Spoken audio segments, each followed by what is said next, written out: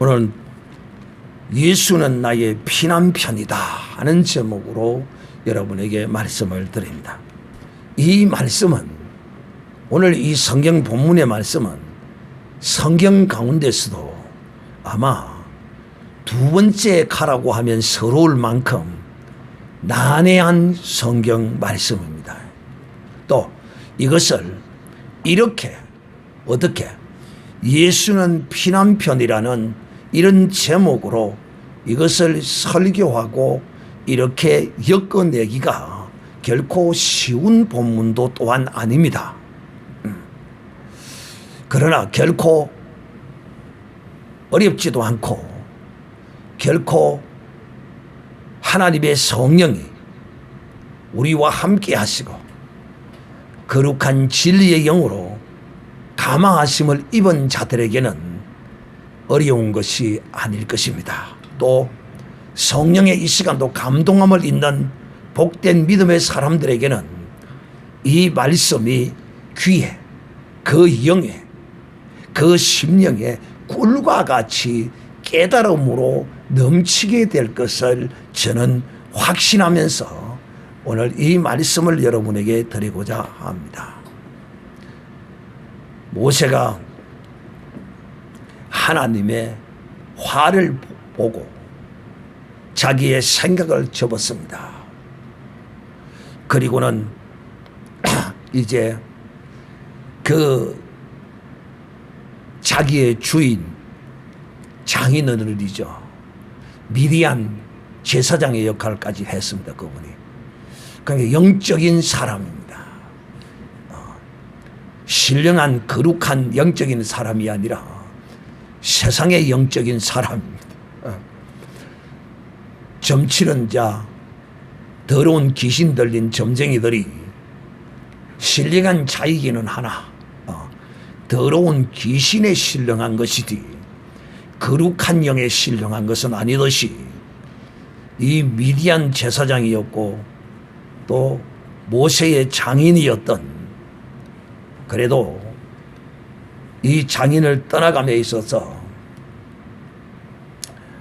인사라도 하고 가야 되기 때문에 또 장인 밑에서 종 아닌 사이로서, 종으로서 장인의 재산을 관리하고 그것을 책임졌던 모세였습니다. 이런 모세가 하나님께 이제 사명을 수락하고 그 집에 가서 제사장에게, 미디안 제사장 장인에게 말합니다. 장인들은 사실 내가 고향을 돌아온 지 40년이 되었는데 그 가족이나 친척이나 한 번도 제가 돌아본 적이 없다. 그래서 그들의 생사 여부를 알고자 내가 고향을 좀 가야겠다라고 말을 합니다. 그런데 사실은 하나님의 사명과는 전혀 다른 말이거든요. 그렇잖아요. 여기서 우리는 이걸 알아야 합니다. 무엇을 알아야 하느냐 하면, 하나님은 우리의 어떤 이런 거짓말 아닌 거짓말까지도 하나님의 선하신 뜻 안에서 이루어지는 경우도 있다 하는 걸 알아야 합니다. 그렇다고 해서 거짓말을 하라고 하는 것이 아닙니다. 모세가 이미 이제 가기 싫은 이스라엘 백성을 구원하기 위하여 가야 하는 이 노정에 모세는 굳이 그렇게 생각합니다. 내가 이걸 굳이 나의 하나님 여호와가 이런 사명을 주시고 내가 가라고 해서 가라고 이렇게 말한들 거기 뭐 저 장인에게 무슨 유익이 되겠느냐, 그냥 하자, 무엇으로 고향 방문한다고 하자라고 했던 것입니다. 그런데 사실은 여러분, 우리의 이 신앙이라는 것은 사람들에게 공개해야 될 것이 있고 공개하지 말아야 될 것이 있습니다.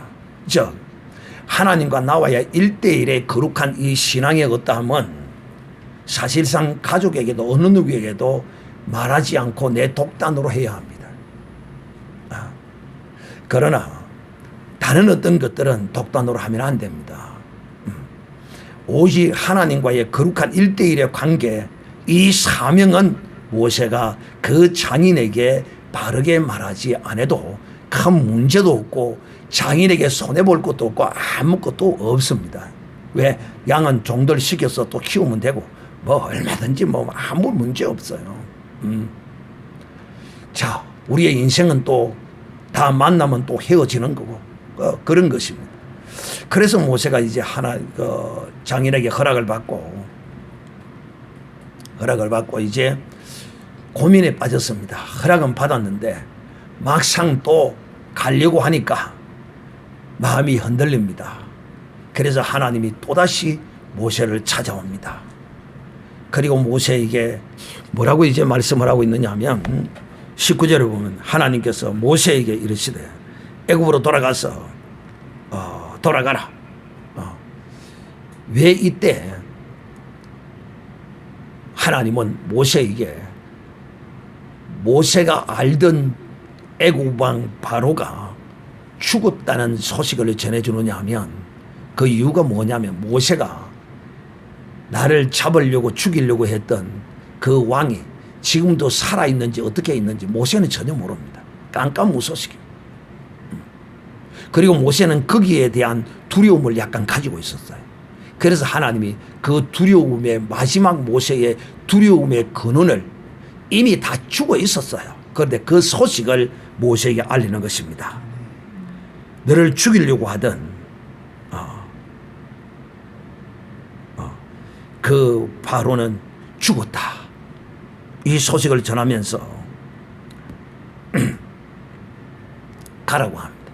그래서 모세가 그 아내와 아들을 나귀에 태우고 이제 애굽으로 돌아가는 길에 있습니다. 그런데 모세가 하나님의 거룩한 능력의 지팡이를 잡고 이제 출정을 하고 있는 것입니다. 그리고 이제 거기서 모세에게 또 하나님이 한 번 더 또 말씀을 합니다. 구체적으로 조금 더 정확하게 말씀을 하는데 모세에게 그래서 내가 애굽으로 돌아가거든 내가 내 손에 준 이적을 바로 앞에서 다 행하고 그러나 이 이적을 행하더라도 그의 마음을 강팍하게 할 것이므로 그가 백성을 쉽게 놓아주지는 않을 것이다.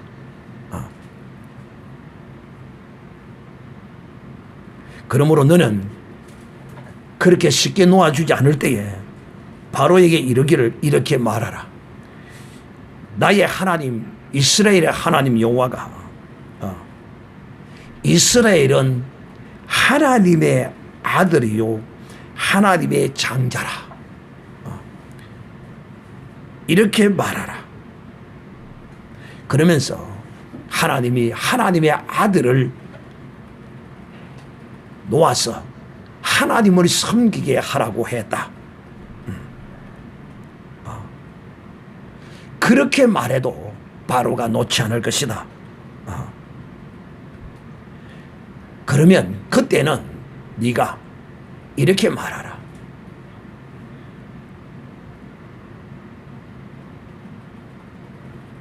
바로의 네 아들 장자를 죽이리라. 그렇게 경고를 하라. 라고 하나님이 모세에게 바로에게 행할 일을 이제 구체적으로 좀 더 이제 가르쳐 줍니다. 자, 여기서 이제 우리는 이 일 후에 바로 어떤 사건이 일어나느냐 하면 하나님이 모세를 죽이려고 하는 사건이 일어납니다. 그리고 십보라가 아들의 양피를 베어서 모세를 살려내면서 피난편이라는 이 장면이 나옵니다.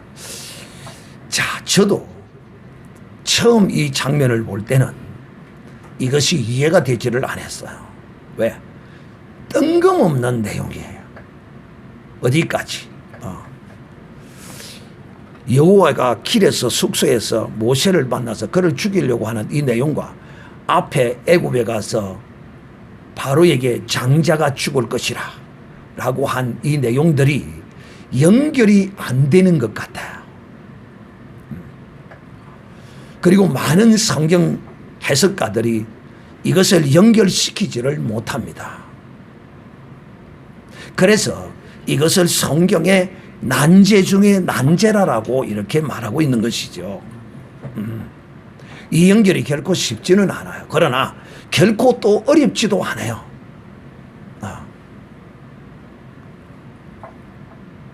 사랑하는 형제들이요, 모세가 지금 과연 하나님은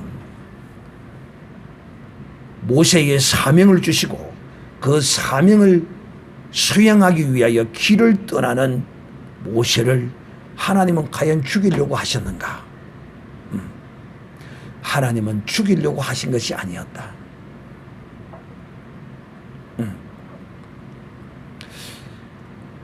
자, 여기서 오늘 여러분 잘 이 내용을, 첫째는 하나님이 과연 모세를 죽이려고 했던가에 대한 것입니다. 여러분, 사명을 줘놔놓고 그 사명을 수행하러 길을 떠나는데 모세를 죽이려고 했다. 죽이는 것이 목적이었다. 제 말은 하나님 모세를 죽이려는 것이 목적인 것이 아닌 것입니다.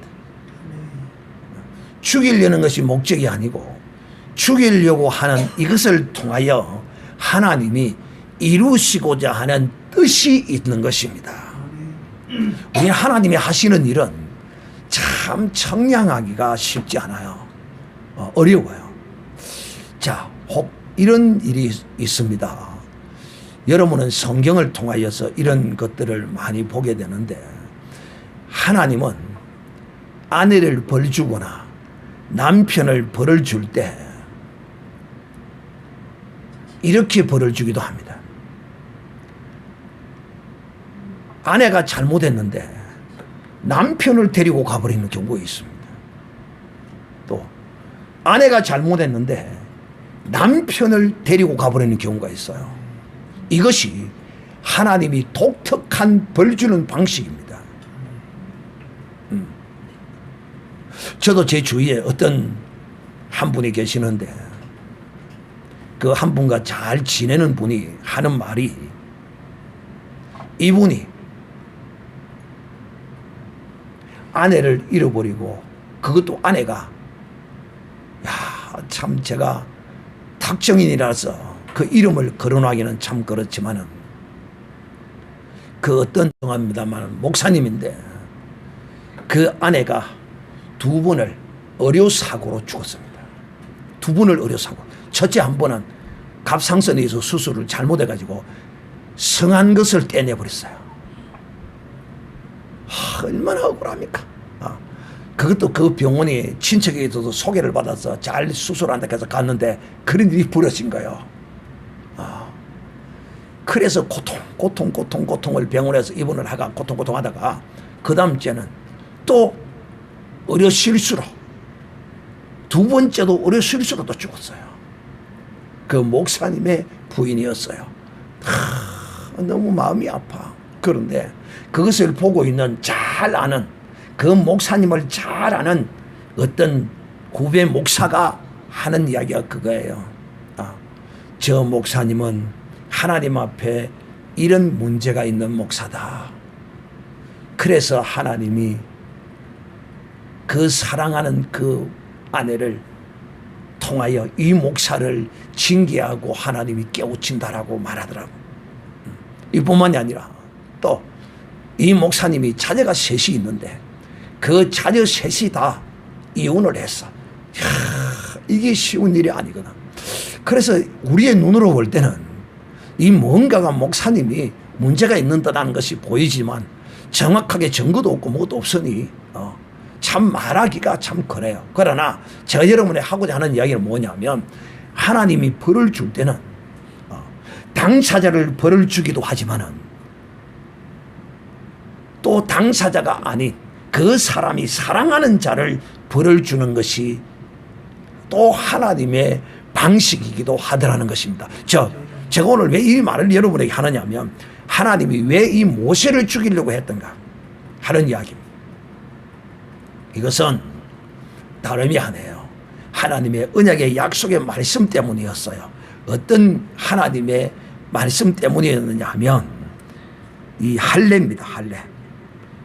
할례를 성경에 어디에 기록하고 있느냐 하면 최초에 이제 하나님이 이 할례를 언급할 때 창세기 17장에 나오는 아브라함에게 하나님이 이 할례를 행하라고 말씀하면서 이렇게 말합니다. 이것은 대대로 네 후손에게 남자들이 받아야 할 것이다. 네 집에 들어오는 종들도 할례를 받아야 된다. 네 돈으로 주고 산 종도 네 집에 들어오면 무조건 다 할례를 받아야 된다. 그렇지 아니하면 백성 중에서 끊어지리라. 멸망을 당한다 이 말입니다. 할례를 받지 않으면. 그러니까 믿음 안으로 그 믿음의 사람의 집 안으로 들어오면 종도 할례를 받아야 다 할례를 받아야 되는 거예요. 그렇지 아니하면 그 백성 가운데서 끊어지리라, 멸망하리라, 죽으리라 이런 뜻을 담고 있죠. 즉 하나님의 언약 안에는 무엇이 담겨 있습니까? 한자, 피. 하나님이 에덴 동산에서 아담에게 선악을 알게 하는 실과를 먹지 말라고 하던 그 언약 안에는 뭐가 담겨 있었어요? 피가 담겨요. 그 말씀을 하나님의 그 약속의 말을 지키지 않으면 죽는다는 것입니다. 모세가 이 미디안 광야로 피신을 와서 거기서 십보라를 만나서 결혼을 하게 되는데 이 십보라하고 결혼을 해서 거기서 행복하게 잘 살고 있는 가운데서 거기서 아들 둘을 낳았습니다. 하나는 게르솜이고 하나는 엘리에셀입니다. 게르솜은 장남입니다. 그런데 모세는 어려서부터 어머니를 통하여 이 할례 받은 백성, 이 하나님의 약속을 모세는 들었습니다. 자, 제가 지금부터는 이 성경의 내용을 이야기로 좀 꾸며서 여러분에게 드리도록 하겠습니다. 이 많은 성경 해석가들이 다 이와 같이 이야기하고 있습니다. 제뿐만이 아니라 또 이제 이 모세가 결혼을 해서 아이를 낳았는데 아들을 놓자마자 그 아내인 십보라에게 말합니다. 여보, 나는 히브리인이기 때문에 우리의 후손들은 우리의 하나님이 할례를 받으라고 했다. 그래서 난지 8일 만에 양피를 베어야 하니 그렇게 합시다. 그러니까 아니 그게 무슨 소리요? 아이 그 난지 애가 그 피덩어리에 그 살갗을 그걸 베라고요. 그건 무슨 미개한 희한한 그런 실이 다 있느냐고. 십보라가 모세를 향하여 달라듭니다. 달라들었어요. 여러분 그렇잖아요. 상식적으로 논리적으로 그것도 가장 귀한 부위에 살을 베어서 표를 내라고 하니 그것도 그냥 살만 베어서 표만 난 게 아니라 피를 흘려야 되나. 피를. 이 할례의 의미는 피를 흘리는 데 있는 겁니다. 피를. 그리고 피와 표입니다. 표. 어떤 표? 상처. 사람은 하루에 화장실을 몇 번 가는지 모르지만 보통 사람들은 화장실을 이제 3번, 4번에서 많이 가면 8번, 병이 있는 사람 10번도 가잖아요. 특히 남자들은 볼일을 볼 때 그것을 보게 되잖아요. 그것을 볼 때마다 이 상처가 어떻게 난 것인가. 하나님이 그것을 기억하게 하시는. 이 할례는 할례의 그 의미도 중요하지만 피라는 것, 피를 흘린다는 하나님의 약속의 언약은 이 피를 흘린다는 이 거룩한 뜻이 그 안에 있는 것입니다. 그래서 모세가 그 안에 십보라에게 말을 하니까 십보라가 펄펄 뜁니다. 왜 십보라가 이렇게 기가 펄펄 셀 수밖에 없었을까요? 십보라가 왜 기가 셉니까? 오늘날과도 똑같아요. 이 사람은 그 성정을 숨길 수가 없어. 열쇠 3개 가지고 시집 오면 어때요? 열쇠 3개 가지고 시집을 오면 기가 약해요, 세요. 기가 펄펄합니다. 모세는 그야말로 방랑객이에요. 미디안 광야에 떠도는 나그네예요. 그를 미디안 제사장의 사이로 삼아주었으니 이 십보라가 기가 세겠어요, 약하겠어요? 기가 세지. 십보라 기가 센 여자예요. 남편이 그렇게 말을 안 하니까 그 남편의 말을 우습게 여기는 거예요. 그러니까 모세가 계속 이야기를 합니다. 정확하게 성경에는 게르솜인지 엘르아셀인지 또 이들의 나이 차이가 몇 살인지 이렇게 나오는 게 없어요. 근데 둘 중에 하나는 할례를 받았어요. 이것은 다 동일하게 말하고 있어요. 그러나 둘 중에 하나는 받지를 못했어요.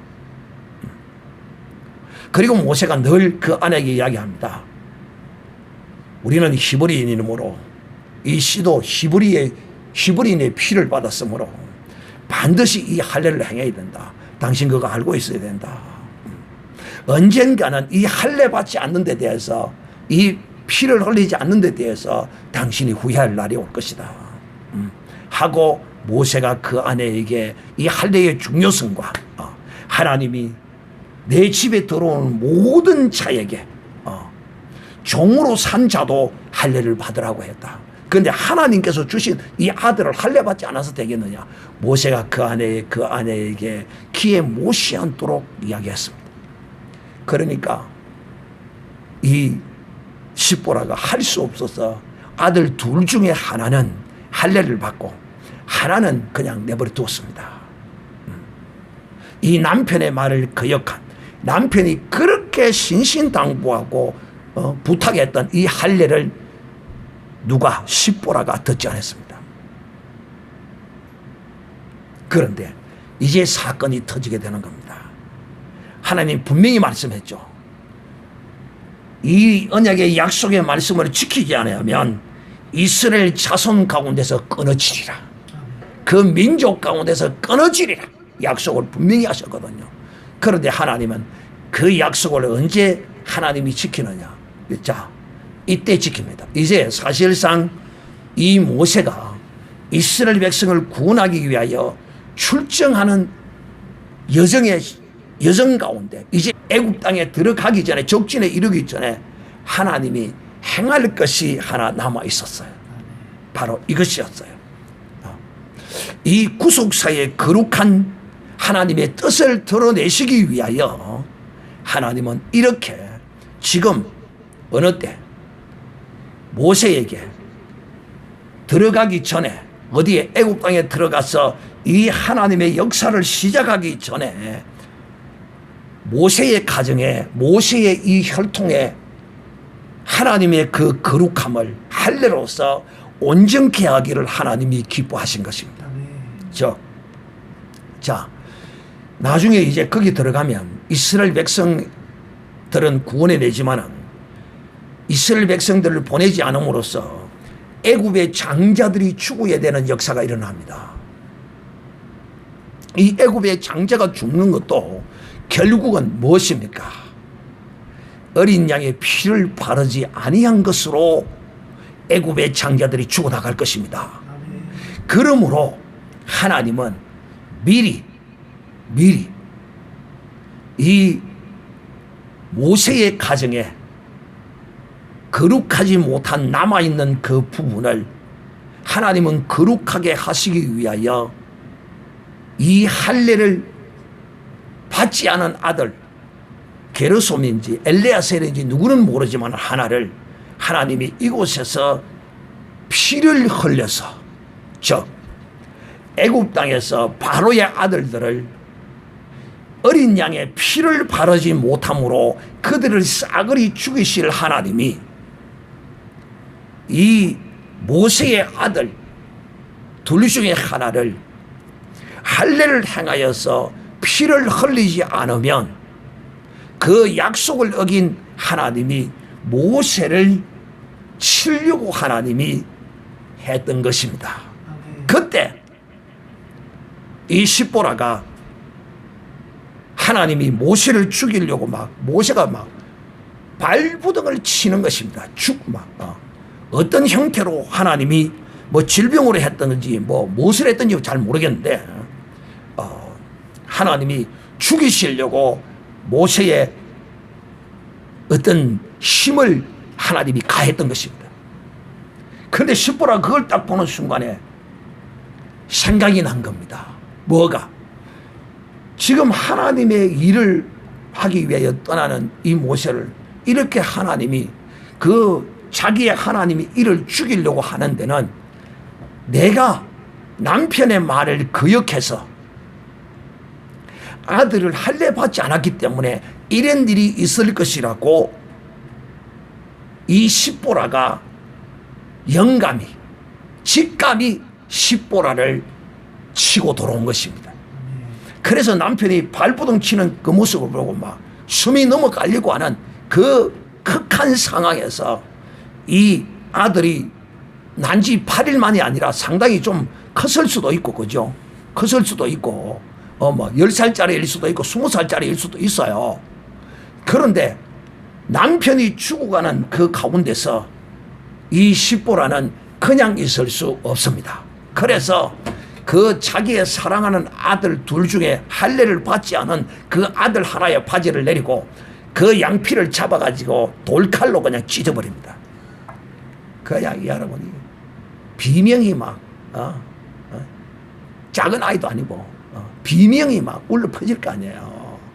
그래 피를 줄줄 흘리면서 워낙 남편을 살려야 되니까 여인에게 있어서 자식과 남편은 여인의 모든 것입니다.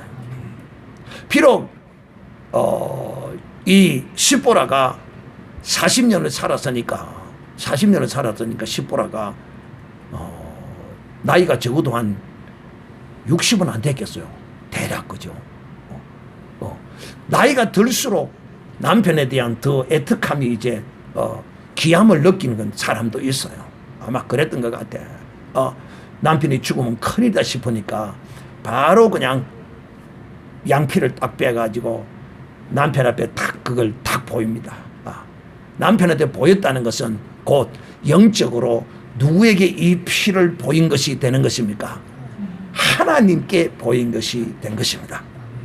이 성경의 모든 해석은 누구를 본받아야 하느냐 하면 사도 바울의 성경 해석을 본받아야 합니다. 사도 바울은 이렇게 말합니다. 갈라디아서 4장 24절 이하에 말하기를 하갈과 사라는 두 언약의 비유다라고 이렇게 말합니다. 우리가 여기에 대하여서 이것을 어느 누구도 거부하는 사람은 없습니다. 즉 다시 말하면 오늘 이 애굽의 장자들이 죽어나갈 때 저들이 왜 죽어나갔습니까? 왜 죽어나갔어요? 어린 양의 피를 바르지 못함으로 유월절 예식을 저들은 치르지 못했습니다. 유월절 예식을. 그런데 유대인만이 또 그 사실을 믿는 잡족들이 이 유월절 예식에 동참하게 된 것입니다. 유월절의 피입니다. 유월절의 피. 자, 이와 같이 모세의 아들이 흘린 이 피입니다. 곧 이 모세의 아들이 흘린 피는 어떤 피입니까? 할례의 피입니다. 이들은 할례의 피로 살았고 또 불신하는 믿지 않는 애굽인들은 어린 양 잡아서 유월절을 지키지 아니하고 그 피를 바르지 않았다, 보지 못했다, 믿지 못했다 하는 의미를 담고 있죠. 그러므로 저들은 죽임을 당한 것입니다. 사랑하는 형제들이요. 그러므로 우리는 이 두 사건이 어떤 사건이 하나님이 모세에게 애굽 땅에 가서 저들이 하나님의 백성을 보내지 않으면 애굽의 장자들을 다 죽일 것이다 라고 했던 그 피는 곧 유월절 어린 양의 피였던 것입니다. 그러므로 우리는 모세가 할례 받은 모세의 아들이 할례 받은 이 피의 사건과 유월절 어린 양의 이 피는 우리는 할례와 유월절로 구별해서 보면 아니 되고, 이렇기 때문에 이 성경을 해석을 제대로 하지 못하는 겁니다. 여기 한계에 빠지기 때문에. 그런데 이것을 어떻게 봐야 되느냐? 할례의 피, 유월절의 피, 똑같은 피로 볼 때 이 피난편이라는 이 십보라의 이 고백이 어떤 의미로서 우리가 오늘날 받아야 되는 것인가를 알게 되는 것입니다. 모세와 이 십보라는 교회와 그리스도의 비유입니다. 율법은 어린 양의 피로 구원함을 얻고, 이 어린 양은 곧 누구의 피의 그림자입니까? 예수 그리스도의 피의 그림자입니다. 이와 마찬가지로 십보라가 아들의 양피를 베어서 모세 앞에 던지면서 당신은 내 피난편이라고 한 것은 어떤 의미를 담고 있느냐 하면, 당신은 나로 하여금 피를 보게 한 남편이다 하는 그런 의미를 담는 것입니다. 즉, 피를 본다는 것은 여러분 믿지 아니하고는 보지 못합니다. 이 십보라가 그 아들의 양피를 베어서 모세에게 던지면서 당신은 내 피난편이라고 했던 것은, 이 십보라가 그 모세의 아들의 피로 말미암아 모세를 구원한 것처럼, 또 이스라엘 백성이 유월절 어린 양의 피를 통하여 거기서 구원함을 입은 것처럼, 우리도 또한 하나님의 아들 예수 그리스도로 말미암아 구원을 얻을 것을 보여준 사건이라는 것입니다. 우리 주 예수 그리스도는 자기의 피를 흘려서 우리에게 보여주심으로 우리가 그 피를 보고 주 예수를 믿어 우리가 구원함을 얻게 된 것입니다. 그러므로 오늘 십보라가 그 남편을 향하여 당신은 내 피난편이요 했던 것은, 오늘 우리가 예수 그리스도를 향하여 예수 그리스도 당신은 진실로 우리의 피난편이다라고 우리가 고백해야 합니다. 예수는 자기의 피를 흘려서, 자기의 피를 직접 흘려서 우리에게 그 피를 주시고 우리를 보고 믿어 우리를 구원을 주신 것입니다. 그러므로 이 사건은 우리 주 예수 그리스도께서 우리의 교회의 피난편 되신 것을 보여준 사건으로 우리가 보아야 할 것입니다. 그러므로 사랑하는 형제들이요, 오늘 제가 예수는 나의 피난편이라는 이런 제목으로 여러분에게 설교한 것은, 우리에게 있어서, 우리의 신앙에 있어서 여러분은 다 놓쳐도 됩니다. 다 버려도 됩니다. 그러나 이 하나만큼은 놓치지 아니하고 버리지 아니하고 끝까지 붙들고 가야 될 것이 있는데, 바로 그것이 무엇이라고요? 예수의 피입니다.